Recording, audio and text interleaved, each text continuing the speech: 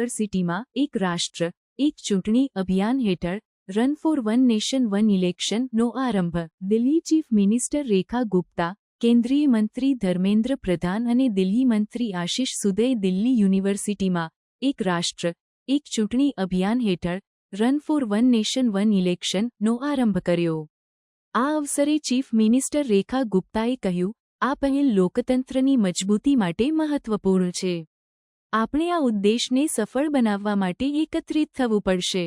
કેન્દ્રીય મંત્રી ધર્મેન્દ્ર પ્રધાને આ અભિયાનને ઐતિહાસિક ગણાવતા કહ્યું કે આથી દેશમાં ચૂંટણી પ્રક્રિયાને સરળ અને અસરકારક બનાવવામાં મદદ મળશે. દિલ્હી મંત્રી આશિષ સુદે આ આયોજનને યુવાનો માટે પ્રેરણાદાયી ગણાવતા જણાવ્યું કે આથી નાગરિકોમાં લોકતંત્રની જવાબદારીનું જ્ઞાન થશે. આ કાર્યક્રમમાં દિલ્હી યુનિવર્સિટીના વિદ્યાર્થીઓ અને શિક્ષકો મોટી સંખ્યામાં ભાગી લીધા.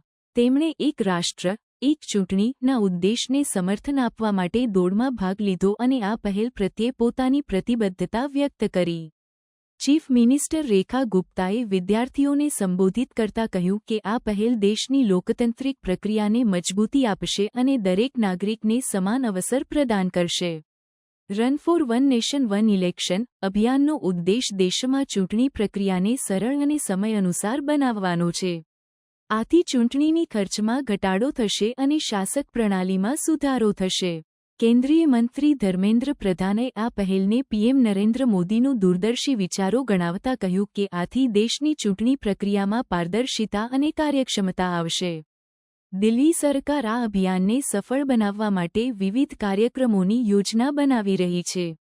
આશિષ સુદે કહ્યું કે સરકાર યુવાનોને આ પહેલમાં સક્રિય રીતે જોડાવા માટે વિવિધ જાગૃતિ કાર્યક્રમો આયોજિત કરશે. તેમણે વિદ્યાર્થીઓને અપીલ કરી કે તેઓ આ અભિયાનનો ભાગ બને અને દેશની લોકતાંત્રિક પ્રક્રિયાને સશક્ત બનાવવામાં યોગદાન આપે. हर बार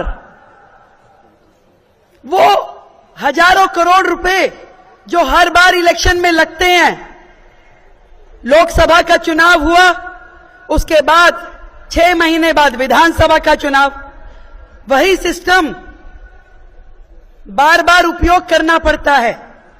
आपके हजारों प्रशासन कर्मी, टीचर्स, स्कूल मैनेजमेंट सब लोग इलेक्शन करवाने में लग जाते हैं, नेता चुनाव लड़ने में लग जाते हैं.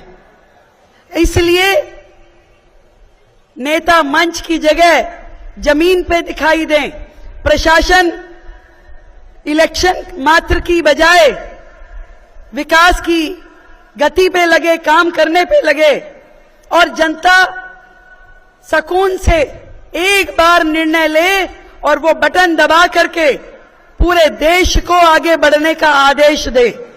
इन सभी रिफॉर्म्स के लिए हम सबकी जिम्मेदारी बनती है कि वर्षों से देश में जो स्पीड ब्रेकर हमारे विकास की गति को रोके हुए हैं, उन सब स्पीड ब्रेकर्स को इस बार हम हटाएं, नए रिफॉर्म करें और देश को परफॉर्म करने का मौका दें.